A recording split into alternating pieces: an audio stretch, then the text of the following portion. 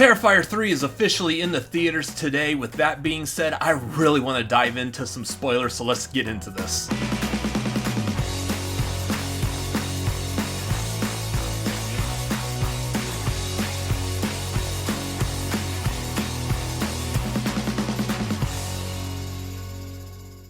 Welcome to the Cinefanatics. My name is Robert Adams, and today I want to talk about spoilers for Terrifier 3. We typically don't do like spoiler videos. We usually just do the reviews for the movie, and then that's usually about it. But I really wanted to talk spoilers, especially about some of these key movies. Like I wanted to do spoilers for the last Joker, the Joker 2.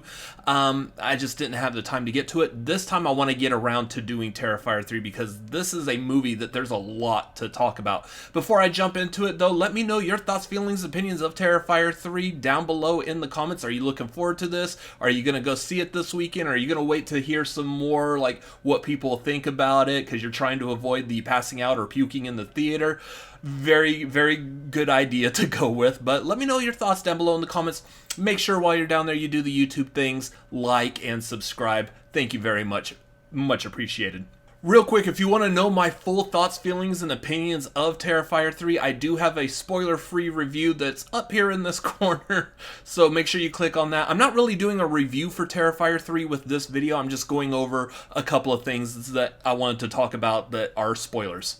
Let's move into this.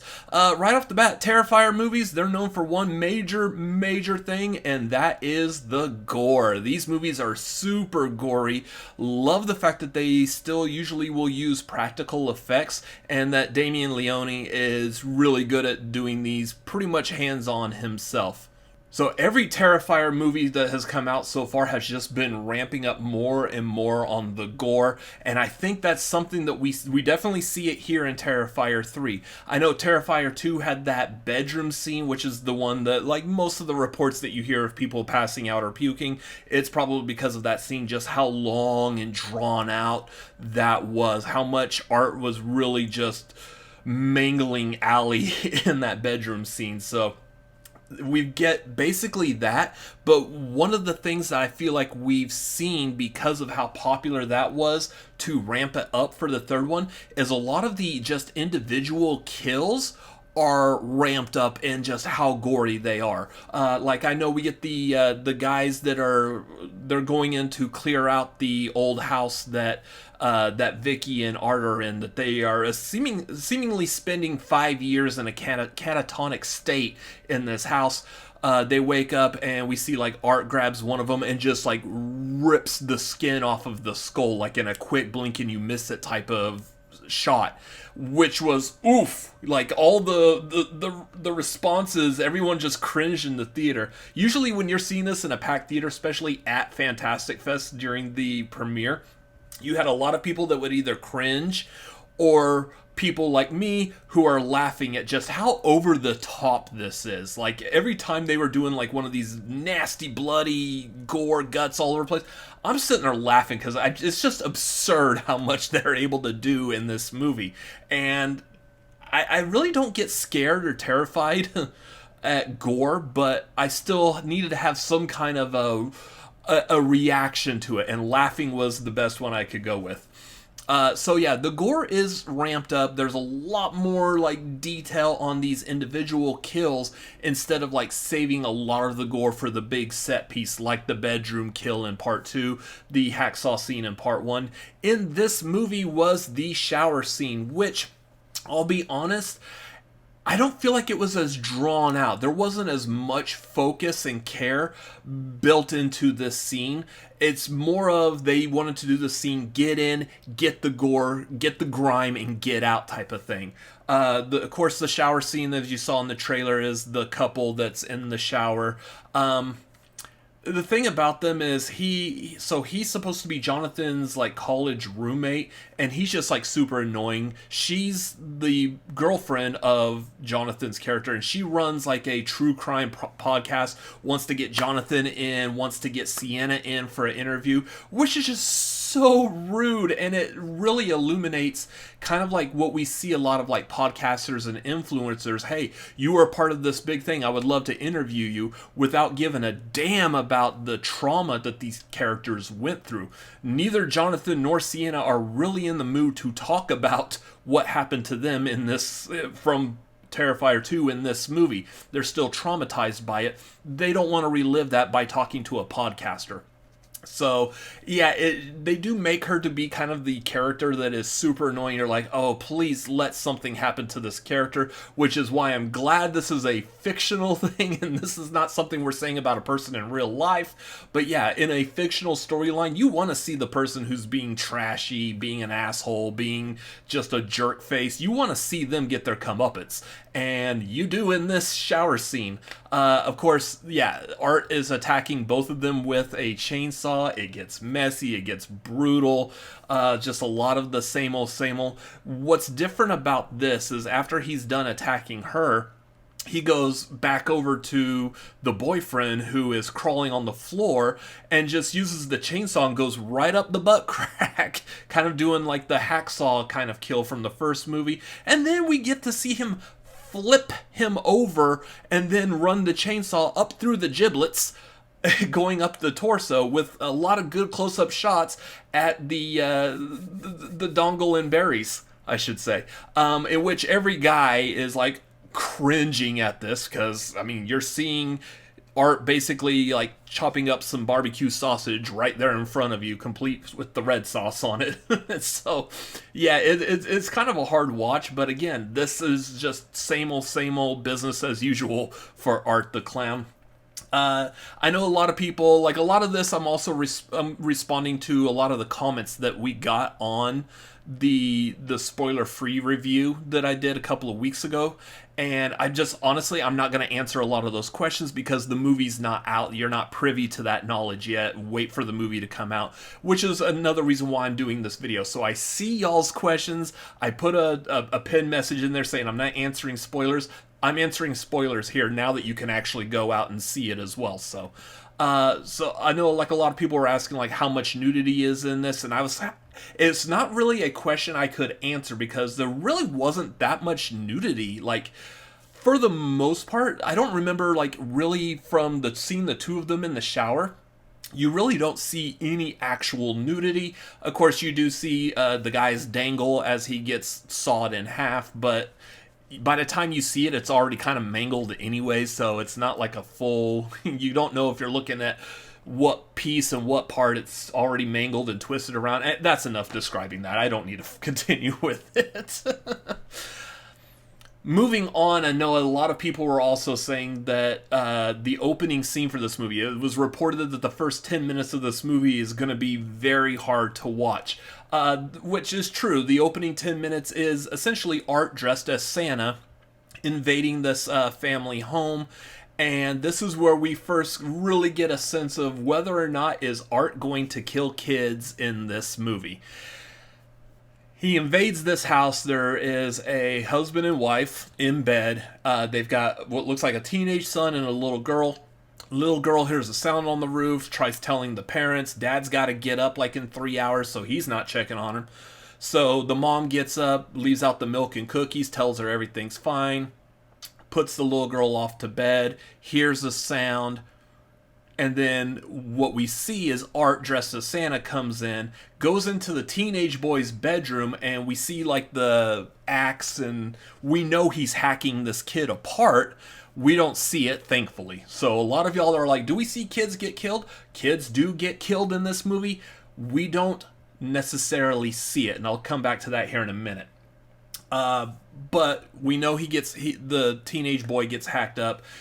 Art goes after the parents, kills the parents. The little girl is hiding. The whole scene is ended with the little girl hiding in a kitchen cabinet. We see that Art finds her, like waves at her, and then it cuts to black.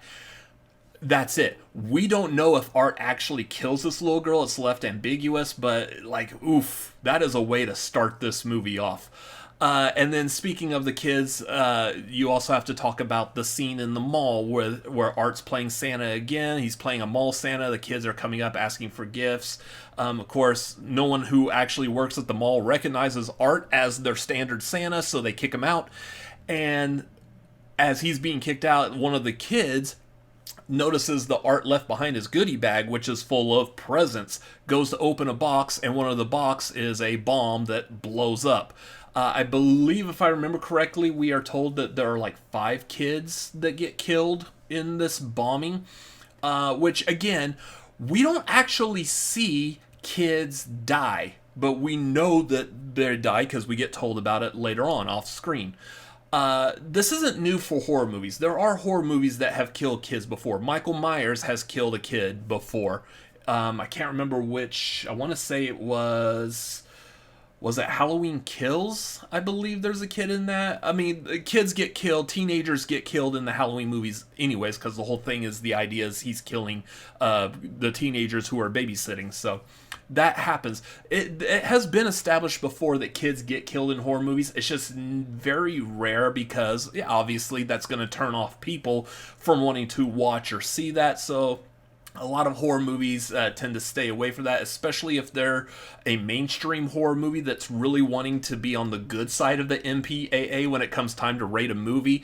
Obviously, these Terrifier movies have all been released like unrated or not rated or whatever, so they can usually get away with that because that's what they're actually trying to achieve with these movies.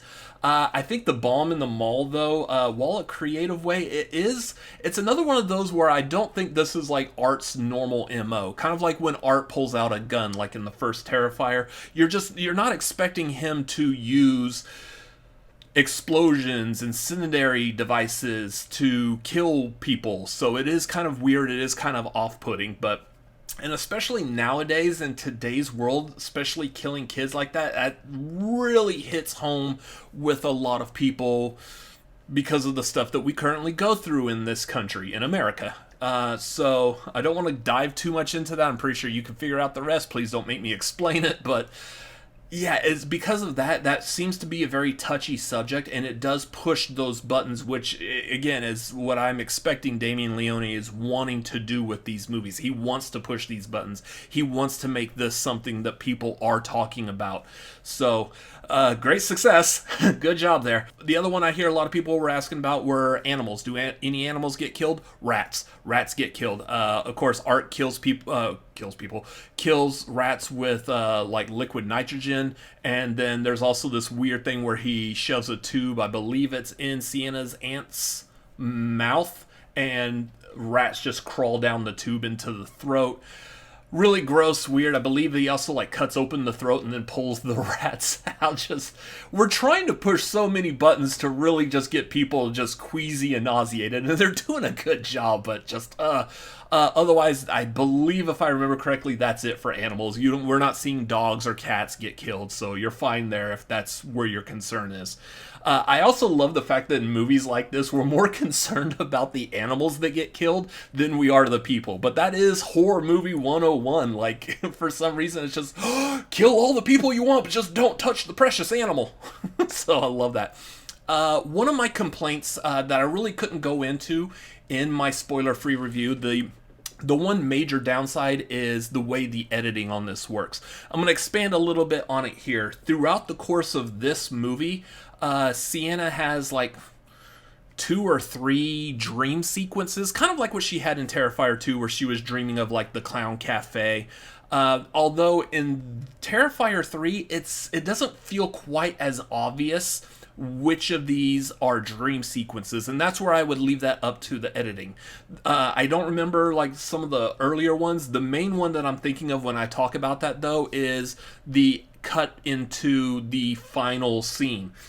I thought she was in a dream, that she just woke up in the house and she's like tied to the chair. Art and Vicky are there torturing the aunt and the niece and whatnot. I thought that was all a dream, and it took me like a couple of minutes to realize, oh no, this is the real life of the movie. And then on top of that, not only is it the real life, it's actually the climactic scene of the third act, so we're at the end already. And I was like, oh, that's kind of confusing and off-putting. Like, there really didn't feel like there was as much of a build-up to it like there was in Terrifier 2, where they go to, like, the carnival, they're searching the Terrifier haunted house, there's, like, brutal knockout fights that take place over a huge span of time, which I also understand is due to the runtime of Terrifier 2 being, like, 2 hours and 20 minutes.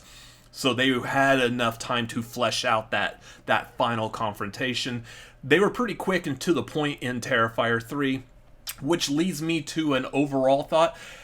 While I do feel like Terrifier 3 is a step up from where we've gotten as far as storytelling, it does feel like we were kind of reserved a bit. Like, we just didn't hit the amount of what I was expecting this story to do. Like, we're still within the small bubble. Yes, we expanded on the lore of the Terrifier movies. Like, we got, was it Jason Patric as Michael Shaw? We get revealed Michael Shaw is Jonathan and Sienna's father. We see who he is. We actually see flashbacks with him and, like, baby Sienna as he's drawing all these characters that are very eerily familiar. So, not sure what that is. And then finally we get to see him present to Sienna a mock-up drawing of her in her angel armor from Terrifier 2. But we don't really get any real meaning behind that. Like, we now know who her father is. We don't know, like, where's this connection? Why does her father know all about, like, Art and Vicky, Lil Pale Girl? Like, why does he seem like he's knowledgeable of the supernatural side that has yet to happen? And also the fact that he seemingly is going to die before all this happens. So how is he getting this insight to see what's going to happen in the future, to be able to tell Sienna, Jonathan, to warn them through these sketches, through these drawings, through the creation of the armor? Again, we see in one of the dream sequences, we see her, well, if it's a dream sequence, is again the editing. I know, like, at one point she does go back to the Terrifier, but it's like, in one scene she says, I have to go back to the Terrifier to confront this. And then the very next shot, she's already back from the Terrifier recovering her sword. We didn't get to see anything that happened during her time at the Terrifier, but we did get this, what looks like a dream sequence of her seeing this, like, blacksmith guy who is basically creating the armor that she wears. So is this supposed to be an analog for her dad? We don't know. There's more questions that were not answered, which is why after the movie premiered and they did the Q&A, I'm over off to the side like, hey, is there going to be a Terrifier 4? Obviously, there looks like they're building this up to be a Terrifier 4, but I still wanted, like, good, solid confirmation. Is there going to be a Terrifier 4? Of course, we get the answer, yes, there's going to be a Terrifier 4, and then that blew up all over the news. Like, the next day, all these news and media sources are saying, yes, it has been confirmed that there's Terrifier 4. And what's funny, this is a fun, like, little joke I got to have with this, is I saw a lot of, like, especially on Twitter, people were saying, like, well, where did you see this? How is this confirmed? And it was funny because I got to answer those when I saw them. Like, well, I'm the one that asked at the Q&A, and Damien Leone answered my question. So this really is the first time where the answer that I get to give is, trust me, bro. So this is kind of funny for me. I know, like, still realistically, I'm pretty sure there's, like, a lot of people that probably didn't trust it because I'm not a viable source. You weren't there. You didn't hear it. I know we got footage thanks to Cody Leach, who was filming the thing, because for some dumb reason I was like, oh, this isn't worth filming. But I'm the one asking the question, so shout out to Cody Leach. Thank you for filming that. But yeah, we got the footage of me asking that question, getting the answer. So yeah, we're getting Terrifier 4, which is great because there's a ton of questions that this movie is still leaving on the table that we didn't get answered. And these are questions that are still coming from, like, way back in Terrifier 1. So hopefully we get some more closure. I do remember reading that there was supposed to be a Terrifier 5 possibly in the works as well, so there's possible that we're going to get Terrifier 4 and still not get some questions answered, which by now, in my opinion, we really should be answering some of these questions. We need to start getting some closure on this. We don't want to be drawing out this story forever, so I would like to start knowing why things are the way they are. Real quick, I do also like the cameos in this movie, so I'm gonna go through this list. Daniel Roebuck as Santa, great choice. You might be familiar. Daniel Roebuck shows up a lot in like Rob Zombie movies, specifically like the Halloween. I know him mainly from The Fugitive and U.S. Marshals. He was a part of Tommy Lee Jones, Samuel Gerard's team, along with Joey Pants. So that's where I primarily know him for, and I love seeing him whenever he pops up in things because he's just a nondescript character, but I just love the performances that he does because he has a great range of character acting, so it's always nice to see him. And it took me a second, like, is that Daniel Roebuck as Santa? Oh, he's gonna get so messed up in this movie, and yeah, I was satisfied. Along with him, so you're at a bar. Of course, you got Clint Howard, the ice cream man, right there next to him as one of the bar patrons. It's always great seeing Clint Howard show up in random stuff like this, especially, again, when you're at a premiere theater full of people who love movies who immediately recognize Clint Howard, and you just hear the chuckles as everyone starts realizing, they got Clint Howard in this. Good job, y'all.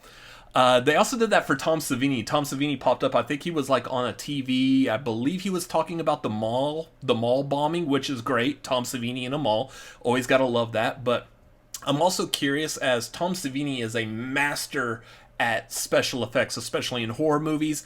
What did he think of the practical effects that are used in Terrifier? I would love to see some behind the scenes just to get his opinion on that as well. Also in the bar, you got Bradley Stryker, which is someone who I like recognize, but I couldn't quite put my finger on where I saw him at. He is someone who is usually like a character actor that's in the background of a lot of TV shows, movies.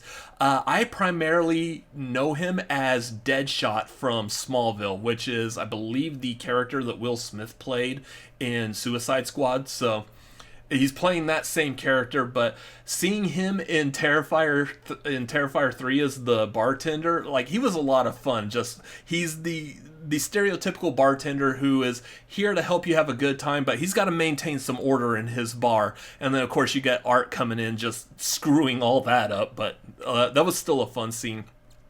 And then the other one I want to point out is Chrissy Fox, who is the mom in the opening scene. I think she does a phenomenal job. What's funny about this is I'm seeing this at Fantastic Fest, and like the next day or two afterwards, I'm seeing her in another movie, Little Bites, that was directed by Spider-One from Power Man 5000, and I think she did a really good job in Little Bites, and then I'm like, oh yeah, she was also in Terrifier 3 the other night. And yeah, she does a phenomenal job as the concerned mom, who is essentially like the lead of that opening like 10-minute sequence. Rest in peace. But a couple other things I want to touch upon on this is like how they increased the character of Vicky, basically making her Art's sidekick instead of the little pale girl from the last movie. Essentially, from the way it sounds like, that the spirit that embodies the little pale girl, which was, according to Terrifier 2, I believe that was like the first victim of Art that was in like the newspaper or something, that she was killed at the Terrifier in the carnival. So that is her body that's inhabited by this spirit, and essentially it's the same kind of spirit that is now embodying Vicky, and it's kind of explained as to like maybe this is the reason why Vicky is turning evil and she's become a sidekick to Art the Clown, when she was the victim at the end of the very first Terrifier movie, who also turns around and kills the person interviewing her on the TV.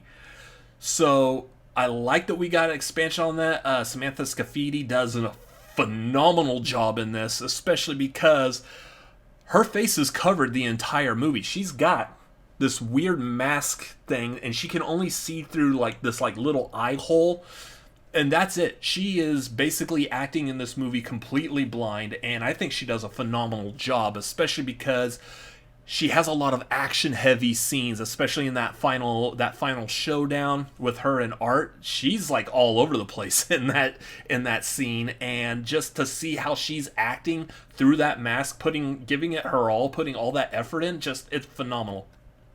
The other one I wanted to talk about was going to be Elliot Fulham, Jonathan Shaw. weird kind of what they did with him. I do like his character arc from Terrifier 2, in which Terrifier 2, he was all into like this true crime, serial killers. He wanted to go trick-or-treating dressed up as Art the Clown. And now he's in college and he's a bit more reserved because he actually lived through that traumatic episode at the end of Terrifier 2. He's not showing an affinity for wanting to read up or study about serial killers anymore, which go figure. And I really like that he is more grounded, but man, you could just see he is dealing with trauma in like the most quietest, closed off way. Like, he's not open about it at all. Sienna looks like she was at least trying to be open about it, and that's what put her like in a mental facility at the beginning of the movie. But it doesn't sound like Jonathan went through that same kind of thing. He like internalized a lot of it. The downside to this is at the end we are shown a skull that has been de-skinned. We're told that it's the niece, that Sienna and Jonathan's niece. And then we're told later on that it's actually Jonathan, that he was essentially killed off screen. We did see this earlier where he got a call to a frat party, the one where the couple were in the shower. So he gets called to a frat party essentially by Vicky mimicking the voice. And that's all we see. We see him like pull up and then that's it. The next time we see him is this unskinned skull. And which I feel like is a cheap cop-out, but also, is he actually dead? Like, it would make sense that we need to kill off one of the main characters just to really like put that stress into this, really give us like something to show us that the stakes are real. But at the same time, this was done off screen. How do we know that Jonathan Shaw actually was killed by Art and Vicky? We don't have that information, so anyways, that's all the main things I really wanted to talk about that I thought were interesting about this movie. It does ramp up the gore, the violence, and everything. Storyline does get a little bit more of an expansion, but after we saw the going from Terrifier 1 that was really just filmed at the one location, the one building in the pizza place at the beginning, but it was really just a very indie movie shot at the one place, and then we blew up in terms of scale for Terrifier 2. This one feels like we've calmed back down. Like, we have come back to more in line with like what Terrifier 1 was doing, trying to really stay focused on a simple story without blowing up and exploring the whole world again like what Terrifier 2 did. So I do feel it was a bit reserved in regards to the feel of the movie. Hopefully Terrifier 4 is going to maybe give us a lot more information. Like I said, I want to see some of these questions answered. I don't know how we're going to continue to top the gore, because, I mean, I feel like we're really running out of things to top it with. But, you know, I could be completely surprised. There's so many different ways you can mangle the human body, and I'm pretty sure Damien Leone's going to figure it out. So here's hoping. Otherwise, that's going to be it for this It's like kind of like me just looking at the camera and talking about spoilers. What did you think of it? What were some parts of the movie that you were interested in? Is there anything that you saw in the movie that you wanted to talk about that I didn't cover here? Again, it's been 2 weeks or so since I've seen it, so memory might be a little fuzzy. I want to go watch it again. But let me know your thoughts down below in the comments. While you're down there, make sure you hit like and subscribe. Come follow us over here on Cinefanatics. We're not always talking about gory horror movies, because between me and my brother, I'm the only one that really enjoys these horror movies. So come back. We might talk about some horror every once in a while, especially in the spooky month of October. But yeah, make sure you follow us on social media. We are at The Cinefanatics on Twitter, Instagram, and TikTok. You can follow me at RCA Reacts on Twitter, Instagram, TikTok, and Letterboxd. Also, youtube.com/RCA Reacts. Thank you for watching this video. If you watched my spoiler-free Terrifier 2 review, thank you for watching that as well. We will see you on the next one. Goodbye.